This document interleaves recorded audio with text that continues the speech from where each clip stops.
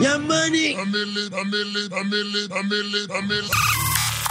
Hey guys, what's good and welcome back to Ribi Podcast with me, Hassan Rahman. So again guys, hari ni kita ada another special guest in the studio. So this guest of mine, she was referred by Kak Susanti. If you all recall, where previously aku ada buat recording with Kak Susanti dengan anak dia Haziq. They the founders of Hufi punya support group.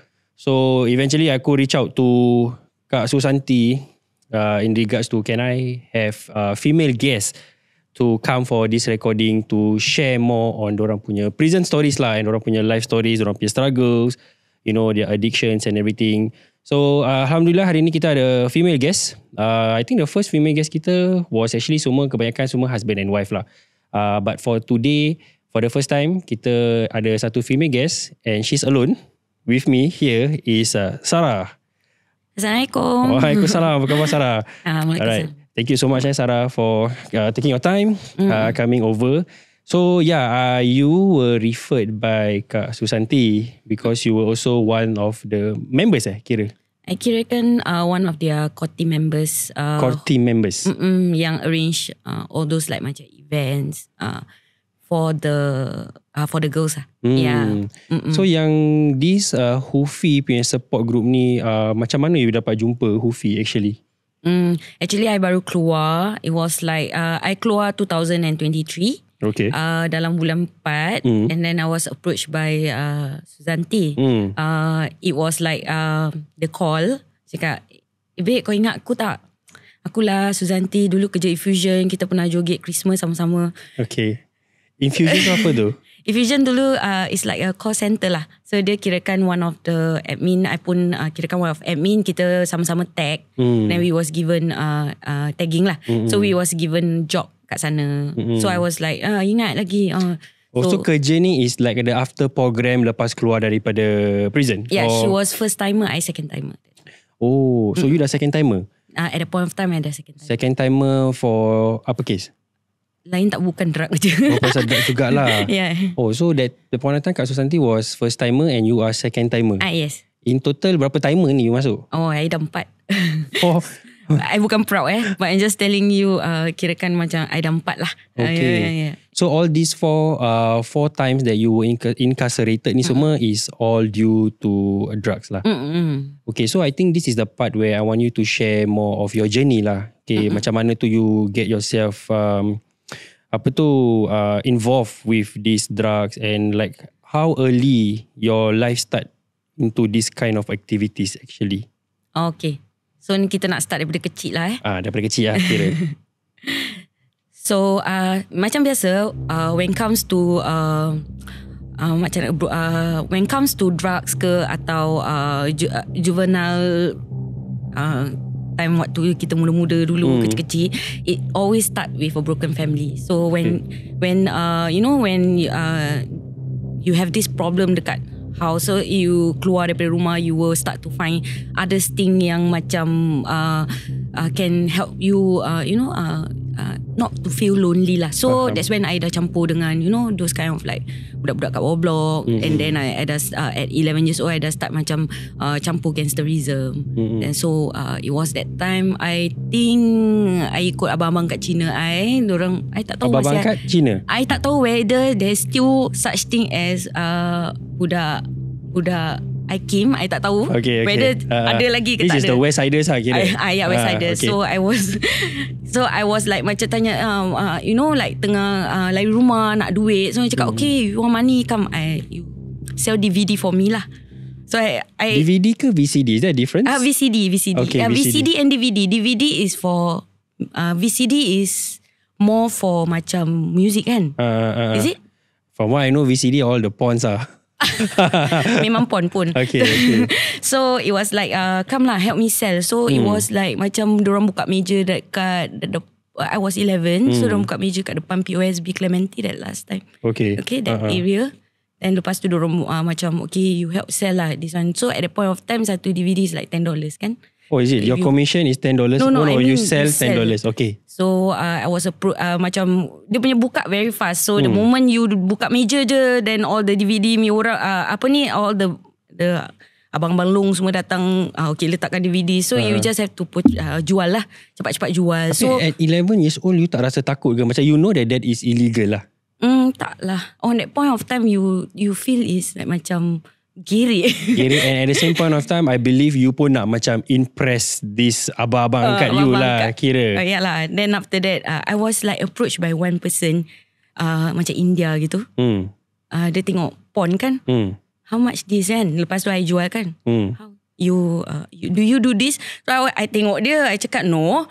Itu pun tak apa. So after that, on that day yang I satu hari I jual ni, then after that, it was like macam I kena tangkap. So bila kena tangkap, polis bawa kita balik kan. So polis ask to kira lah DVD tu. Okay, how many? Pasal you nak bawa pergi court kan. So you have to kira. So bila kira pun polis tanya I, so apa? Kau kira kan dah besar, kau nak jadi macam diorang apa? So it was like macam tak tahu benda tu pun salah. Oh, bila kena tangkap tu baru tahu actually that is illegal lah. I don't know that porn is so bad. Oh, okay. And how did you get caught actually? Tiba-tiba polis datang. Tengah jual tu. Habis I lari kat pasar, dah licin kan. Stop lah. Okay, I don't want to run already. Kena rate lah, kira lah. Habis tak ada kuacui, tak ada orang macam... Ada kuacui dah hilang. Dia hilang dulu. So bila at that point of time, polis tak ada macam polis sekarang tau. Polis, bila I tengok kawan I Salam ni, dia pun kena. Dia tengah NS kan. Bila I keluar tengok muka dia pecah. Kenapa kau? Kau masuk. Kira kan diorang masuk interrogation room. Keluar muka pecah. Pasal tak ada itu polis budak jam. So you know this kind of thing. So dulu ada but now is like tak ada lah. Something like that. So you were caught as early as 11 years old. Sorry? Yang you kena tangkap tu umur your age was at 11 years old. Yes, I was 11. Then after that I biasalah asyik lari-lari court. Macam tak nak pergi court. Until one day bila betul-betul dah have enough kan, I kena tangkap polis. I kena tangkap Clementi. So polis tu jalan kaki bawa I masuk balik station. So I think today you cannot go bail. So today you must sentence. So yeah. Tu hantar pergi court lah tu. Tapi court selalu bail. Kasih bail lari lah. So budak-budak kan at the point of time. Then after that when I kena remand for 1 month dekat Toa Payoh Gosong. So I was after the case dah start lah. Kira kan diorang bawa I naik court. Bila court jatuh kat I 3 tahun, I was like very shocked lah. 3 tahun terus yeah. Tapi 3 tahun yang you kena, kenapa tak dapat probation ke apa ke? Tak ada macam a very lighter sentence. Asal terus hantar Gelsum DVD quite serious lah untuk diorang. Back then it was quite serious so yeah, because there is only 2 girls yang ada DVD punya charges. So both of us memang kena 3 tahun. Yang you cakap 2 orang ni, you all 2 tangkis ke atau separate? Tak, kita different. Yeah. Yeah. And how was the experience tu? 11 tahun dah masuk Gelsum. Tak, I lari-lari kan. So 13 baru I sentence. So you've been running from court and eventually 2 years later then they sentence you to Gelsum. Yes, correct. At 13 years old. 13 years old. So how was the journey 13 tahun tu masuk Gelsum? Okay, kirakan I think today I will reveal something. It was like very very shocking lah kalau I share. So of course lah, waktu you umur 13 tahun you will have boyfriend kan. So I memang into macam older men. Kirakan macam I 13, my guy will be 21, something like that. So I was pregnant when I'm 13. So bila I masuk Gelsum tu, I was pregnant. So I was bila I give birth tu, I was 13. So at the point of time memang lah diorang kata statutory rape lah, something like that. So I tak tahu mana I get the idea, which I tell the police. Pasal masih sayang kan. So I try to save him. So I macam cakap dengan police lah, no, you know, I keep denying that he's the one who actually I tak ada boyfriend. I don't know, I just like sleep around, something like that. Tapi actually I have lah boyfriend. Nak selamatkan dia daripada kena kes jalan jauh. Yeah, correct. So something like that lah, which is at the point of time I pun tak nak ada, you know, it will impact my children. So at the point of time, so the police keep coming back asking me, who is the father, who is the father. So yeah, that's the thing. 13 years old. So you masuk tu you were pregnant. How many months? Tu boleh ingat? 3 months. Wah, 3 months. Tapi bila you masuk, did the girls then knew that you were pregnant? Actually tak shocking pun. Banyak budak 13-14 semua dah pregnant kat dalam. So yeah. But is that considered like another new charge because I do know that even during my time dekat Boys Home pun, there are a lot of boys yang kena charge with underage sex. Tapi I tak tahu lah, it depends on the woman lah.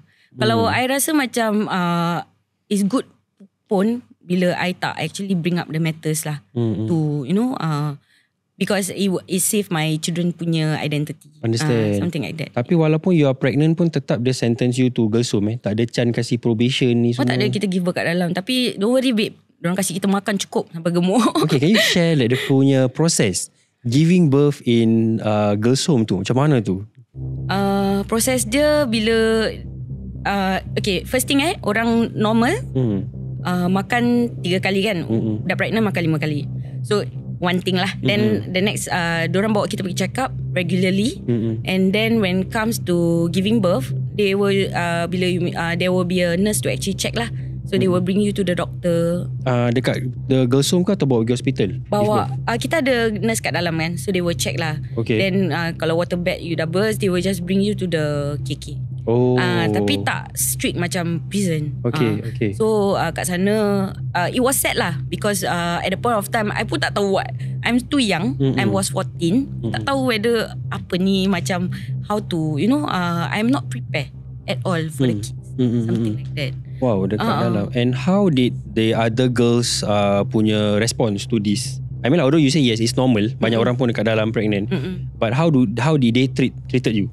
They treated me like kids lah. Macam kita kan budak-budak, so there's no such thing. So kau pregnant kau tak payah buat duty. Kau pregnant tak payah sapu. Kau tetap nak kena bikin kat Girls Home kan. Pasal Girls Home compare dengan prison, Girls Home is much more. You can see those macam kalau geng-geng you can see there. Ada geng dalam Girls Home? Of course. Apa geng lah? Boleh cakap nama dia tu? Ada geng lah dekat dalam lah? Takut kawan-kawan I nampak. Okay. So memang kita ada macam Malay punya side, kita ada Indian punya side, kita ada like we call kalau yang Malay punya side diorang panggil Malay side lah. Kalau macam India punya side kita panggil Apache side. So you tengok I, you rasa I mana punya side? Cina punya side. Apache punya side. Apache? India. Oh, is it? Diorang memang tengok race dekat IC lah. Tak ada. Macam that is India punya side kan. Tapi I choose India. I pun tak tahu you kenapa. can choose lah.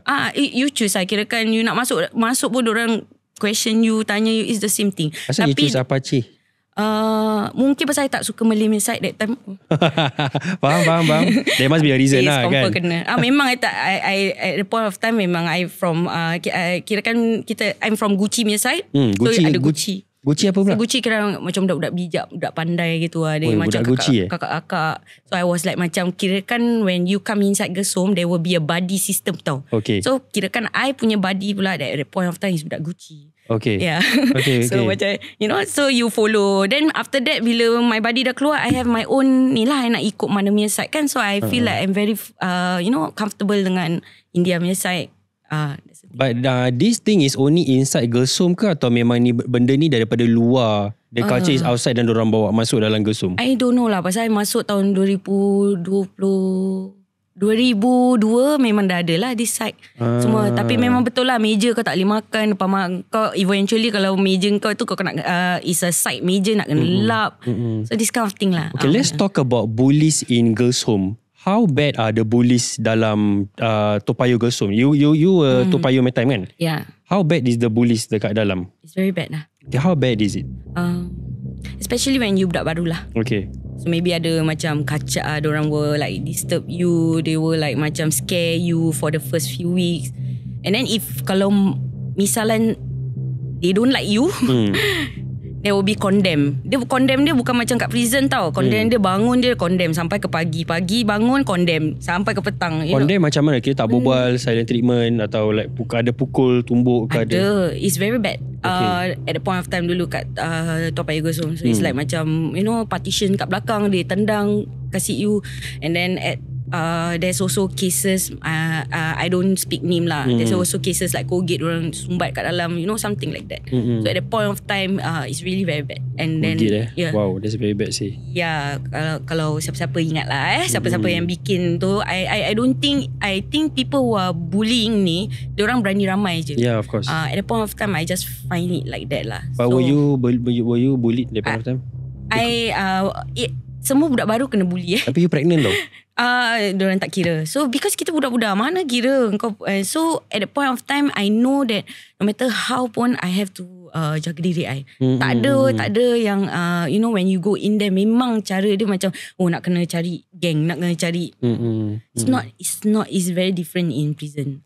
That is the point yang girls home is where everything start, I feel lah. So siapa-siapa yang kata masuk girls home keluar boleh jadi baik tu, I think a few percent je. Tapi mostly kita upgrade lah. So why I say that, because I lama kan kat sana. So they send me to school, I pun tak faham, because they send me to a very school that at that point of time was AVI. AVI. Hantar sekolah sana. Memanglah bila pergi sekolah sana semua dapat correct. Macam semua dapat 100/100. Pasal memang terlampau senang. So it's just because I tak ada PSLE kan. Tapi apa yang I belajar, I belajar pasal drug, belajar power. Dekat sekolah ke? Kat sekolah tu lagi gerik babe. You tak percaya, you pernah tanya budak AVI tak? I was VTC lah. So sama dengan AVI juga. So kira masuk ni side mana, kira masuk side mana. So that kind of like macam experience tau. So I makin jadi worse. Then after, it's getting worse lah. Lagi diorang tahu you are coming from a girls home. Lagi diorang macam all these people yang attract that comes to you, those budak-budak degil lah kira. Yalah. Then that's where they share information, and then that's where you get to find out you are being educated lah in terms of all these drugs. And actually you memang feel macam happening pun kan. So it's like that lah. Wow. Tapi we go back to girls home how long did it took you untuk settle down? Like berapa bulan tu baru macam dah okay with the girls dekat dalam girls home ni? I think it takes about 1 year plus. Lama juga Kira kan you dah, apa diorang panggil, dah lama lah. Budak lama lah. You dah budak lama, kira kan you dah ada itu freedom lah. Itu freedom. So the cycle, that's where it's a cycle lah. Sekarang you budak lama, you pula buat gitu kat budak baru juga. I tak. Betul siapa-siapa kat luar tu tak pernah bully orang. Seriously, because I don't know why, I tak ada tu perasaan macam nak jadi leader ke at the point of time. Leader kat dalam orang panggil apa? Macam boys home orang panggil mandek, girls home orang panggil apa? Tu pasal I pun lupa. But I know that the moment you masuk, bukan staff yang kasih you the paper rules and regulation. Perempuan yang kasih ni rules and regulation kau kau makan kau nak kena habis, pinggan kau tak boleh tinggal nasi, kau tak boleh pass food around. So waktu 4 to 6 months tu actually rules bukan datang daripada officer, datang daripada kita punya. Kau tak boleh berbual dengan orang sebelah meja. There's a lot of rules and regulation. I see. So for that 3 months, I forget lah, they call this within 3 months kau masih baju merah, kau nak kena. The regime lah. Is the program ke regime, the phase that you have to go through, right? Given by our elder. I see. Okay, then coming back to the question where after you dah gave birth kan, were you able to spend time with your child? At the point of time 2003, dah tak ada lagi yang baby can bring inside the girls home. So eventually kalau you dah give birth, straight away your parents your sister have to take. Macam the next of kin yang kena ambil you ni. Faham. Wow. And then I think this is the part where you dah 1 year plus, you mentioned that you dah settle down dekat girls home kan.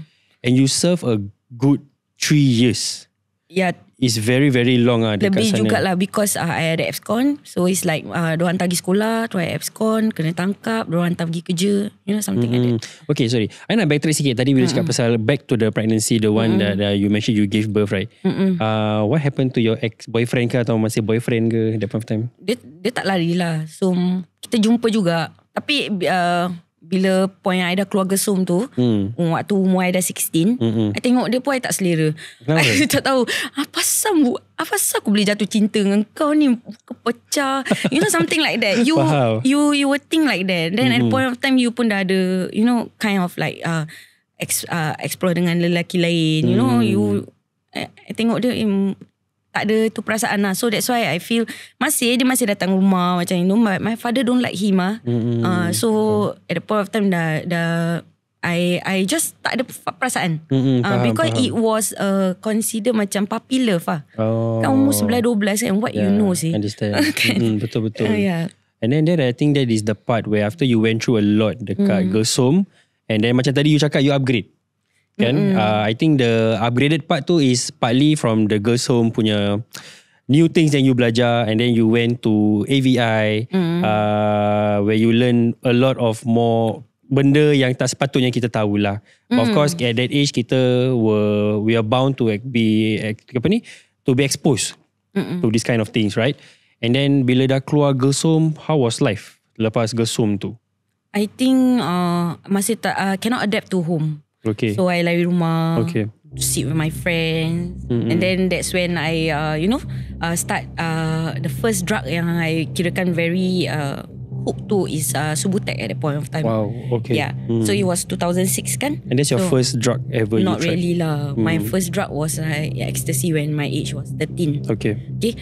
So we just ke depan lah. So that's how I start dengan Subutex. So bila waktu Subutex dah kirakan putus, so I start dengan heroin. Okay. So it was quite bad lah. Macam umur I 16 sampai 18, I rasa memang I dah macam my life is only about drug, and then I kerja malam, and then after that I ada boyfriend yang kirakan buat pakai I. At the point of time kirakan 16 to 18, itulah I learn stupid love, yang I gila-gilakan satu lelaki nama Faizal. Kena pun nama Dia pun tahu. Okay. Dia pun tahu sekarang pun I tak heran dia. So at the point of time like 16 to 18, gila sangat dengan dia. I pun tak tahu kenapa. So I think some of my friend yang kirakan dengan I pun diorang tahu cakap. So he was like the guy who actually teach me what kind of man yang paling teruk dalam dunia ni. Kirakan he taught me everything. So at the point of time bila baru-baru ni last 2 years I jumpa dia pun, I thank you dia. Pasal without him I takkan belajar erti macam lelaki yang tak baik untuk diri I. Something. Faham. And how long that this life that you were in with drugs and everything, how long did it lasted sampai you kena tangkap? 16 to 18. So one day kirakan kawan yang selalu dengan I ni tumpangkan I kat rumah dia, macam kita main drug all the way together. Tu hari dia dah trip gila. Dia cakap I tidur dengan dia punya jantan, tapi jantan dia kat belakang. Okay. So dia dah kirakan macam hallucination. So at the point of time kita terus cakap kau keluar. So lepas tu when I come out, I go back to my family house. So bila I dengan my family, I just cannot adapt with them. Macam tak tahu macam mana nak adapt, right? So because ada chemistry ke, atau it's just there's no bonding there in the house? Of course, pasal you dah lama kan, it's a broken family between your father and your mom. When you come back, you see your dad, and then you see your sister, you see, and then you got a daughter yang macam can consider macam at that point of time macam there's no bond. Pasal kita terlampau kecil kan, terlampau muda kan. So it was like macam scary lah. And I'm still on drug. So every day kat dalam toilet, lama sangat 3-4 jam. So my father was like macam apa ni dia buat. Then one day I think tiba-tiba my sister have enough. My sister, I think someone call CMB lah. I tak nak cakap siapa. I think it's my family lah. So when CMB come and show the drugs that yang I ada possess to my father macam nak pingsan lah. Macam sampai gini sekali ke like something like that. So it was like sampai gini sekali ke anakku dah jauh like that. So yalah. Then after that I was bring to kena pula yang DRC. First timer lah. Tu first timer DRC. Ringan je. Although ringan pun, I mean you upgraded lah, you cakap daripada duduk girls home 3 years. Tapi this time round DRC dia macam more of a prison setting. Prison setting lah. Tu pasal bila I masuk je, I tengok macam everything is so different. So at the point of time dulu punya drug, at least you need 2 to 3 days to recover kan. 4 days lah. Kadang-kadang 1 week. Sampai muntah kuning semua kan. At the point of time lah, dulu punya Koteki kan. So I thought that kerja kat sana I can have my way kalau kita root dengan staff ke apa kan. Tak. So at the point of time staff kata so got this kakak dia baru nak, dia dah habis dia punya Koteki. So kita kan macam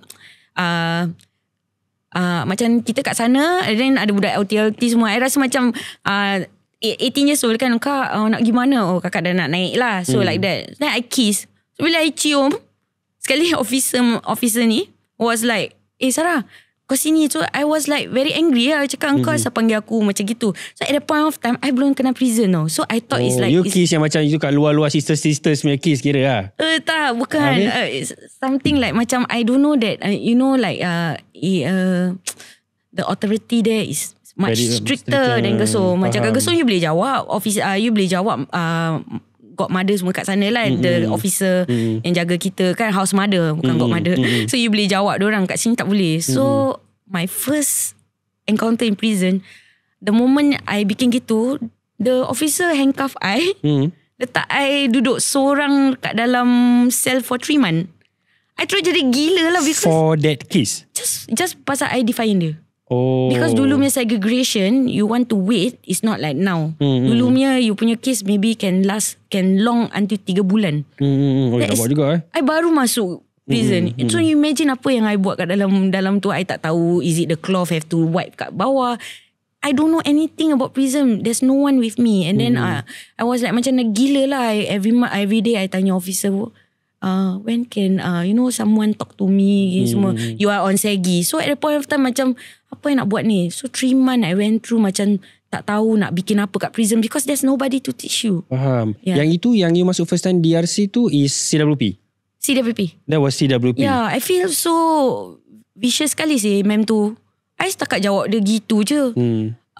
So the mem sampai sekarang I tak suka dia because I feel like macam aku dah lah budak 18 tahun, like macam never sit inside prison before, then kau straight away send aku segi just because aku nak cium satu kakak ni. Faham. Like, I think this is the part kita nak take a short break pasal I think after this you are going to share after the 3 months yang you dah serve your segregation tu, when you go back to the general population, how was the journey, kita nak tahu juga. So we will take a short break. Kita will come back again where Sarah akan share bila dia dah patah balik daripada segregation 3 bulan. Adakah dia masih sioman atau dia makin jadi biol? So kita akan patah balik. I'll see you guys to the next episode. With that guys, settle.